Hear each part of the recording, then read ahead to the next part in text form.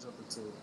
Bloomberg, who was running for president, as a Democrat who, I guess you can, these billionaires, you can't really say whether they're Democrats or they just go wherever the wind goes, what's best for their pocketbook at that time. So he was running as a Democrat. He's been a Republican, Democrat, back and forth, independent. He ran as independent 1 year, I believe. He's given $100 million to HBCUs, 4 of them in particular. And I think this is an amazing thing. He's given it in the form of scholarships. 4 different medical schools, HBCU medical schools. Howard, Morehouse, Meharry. I've never heard of that one. Yes. Tuskegee feeds Meharry. Okay. And Charles Drew. And he said, to save Black lives, we need more Black doctors. And basically, he said it's gonna, that $100 million is gonna provide up to $100,000 to nearly every currently enrolled student that's receiving financial aid. That's good stuff. I like that. Yeah. I like that. He should have did that when he was running, when he first started running.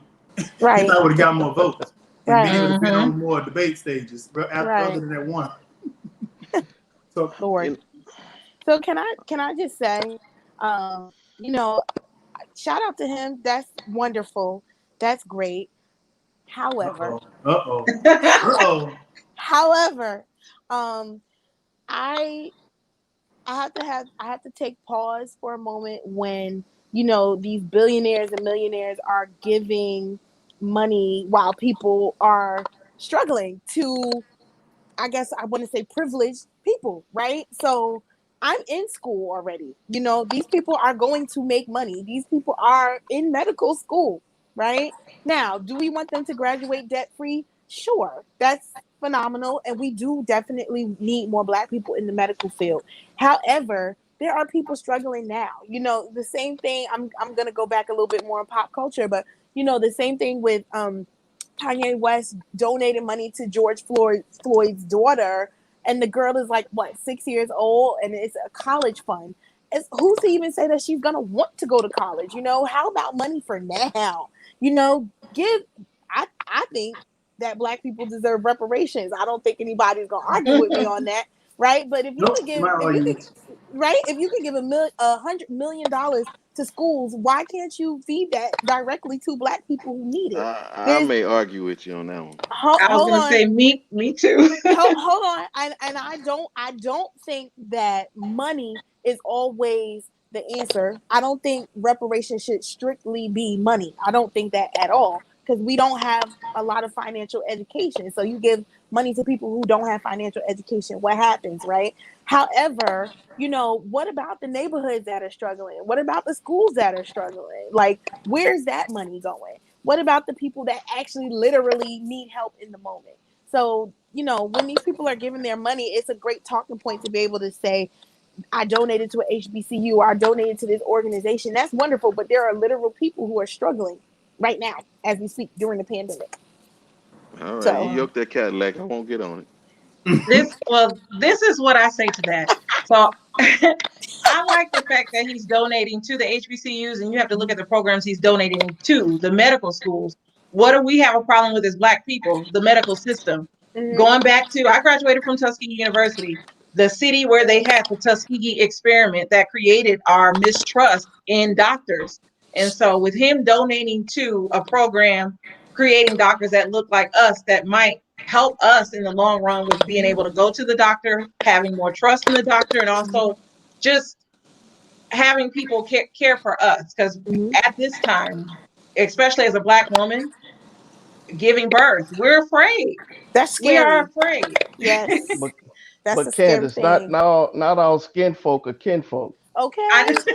I know that, but I'm gonna say this: coming from Tuskegee, graduating from there, it's a family, and so when we get in these positions, we hold our own, and we want to help our community because we were in that environment with people that look like us. So I'd rather my doctor be from an HBCU than a PWI. I'm gonna just say that now. Yeah. So. Yeah. I agree. I agree with Tam.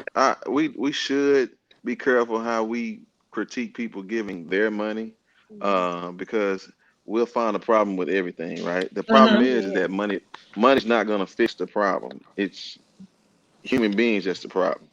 Yeah. right? And so the issue is that you're right. I heard TD Jakes kind of spank a white lady on the hand because she was wondering why the churches ain't giving, and he was like, even if I gave all the money I had, it still wouldn't cover 10% of the poor population, right? And so That's she, true. it was just like, that the money's not the problem. It's how we are doing things, right?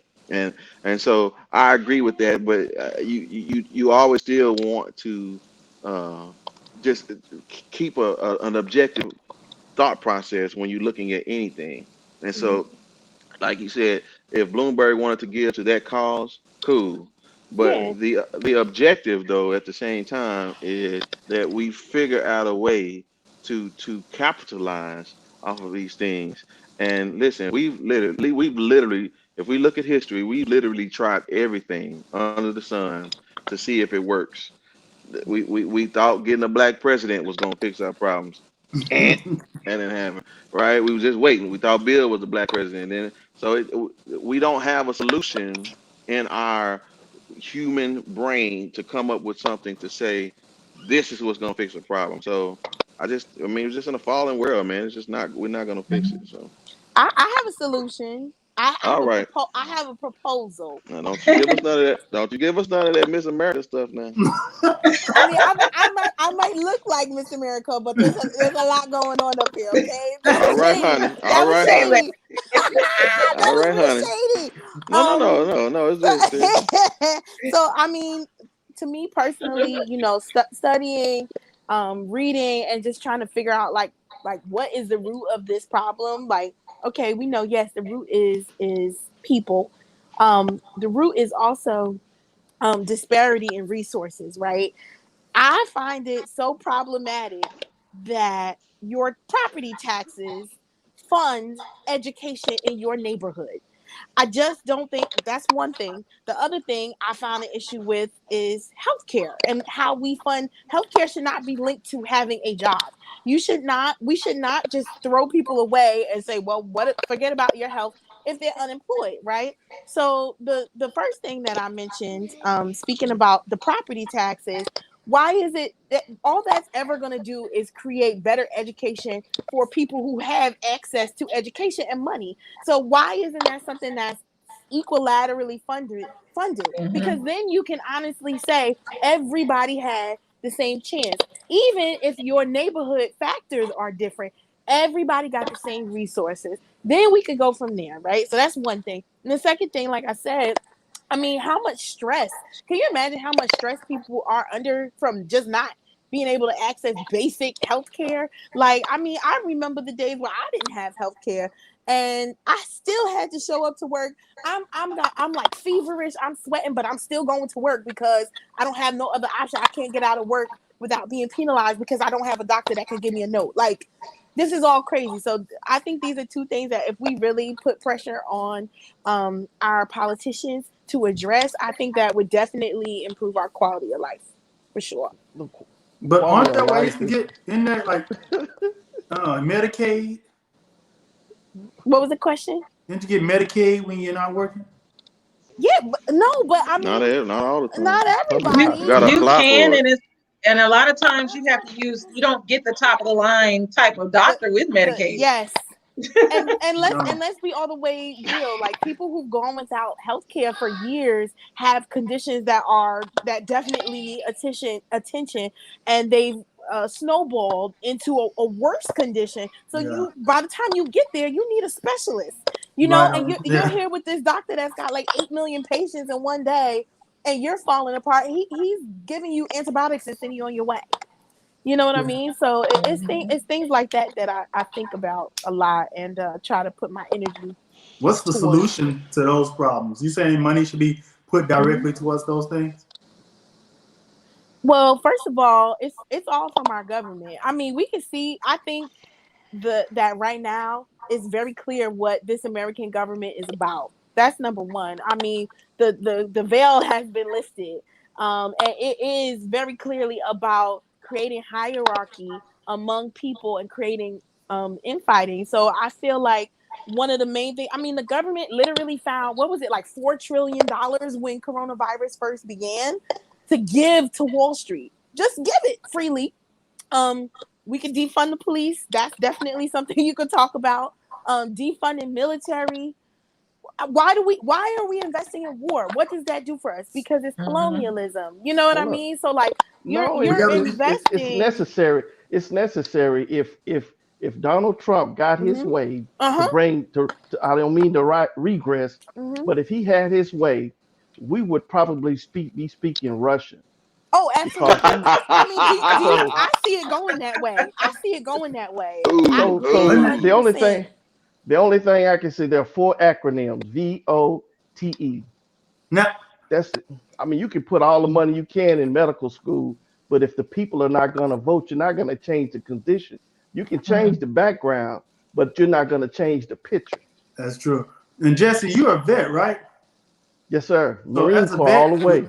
Are you with defunding or not funding the military as much as we fund? We have to show a presence. Yeah. Even though we're not active, it has to be a presence. Sure. You know, you have. Yeah. So if not, you're gonna have. Hell, we owe China a lot of money. That's right. You know, I know the military. I mean, we have the presence, and look at where we are. Like, I mean, Russia very clearly interfered in the last election, and they're interfering now. They're interfering as we speak. Okay. Russians have been here for a long time. The Cold War. For a long time. But I mean, I'm gonna go out on a limb and say this is probably the most success that they've enjoyed in America because of their allies, that they've created. This particular person, he's about, you know, his wife went and got $30 million from the Taliban, and she was supposed to do a nonprofit organization. Nobody said anything about it. Look at that. This guy has basically hosted a whole bunch of hoodlums. See, the thing that he's done is what they thought President Obama was going to do. Ain't that about nothing? Yeah. Yes. Well, that's all right. Let's move on. That was a lot. That was a lot. I didn't know we were gonna get that. I didn't think we'll get that much road out of that topic. I thought we were moving right on past. That was a lot.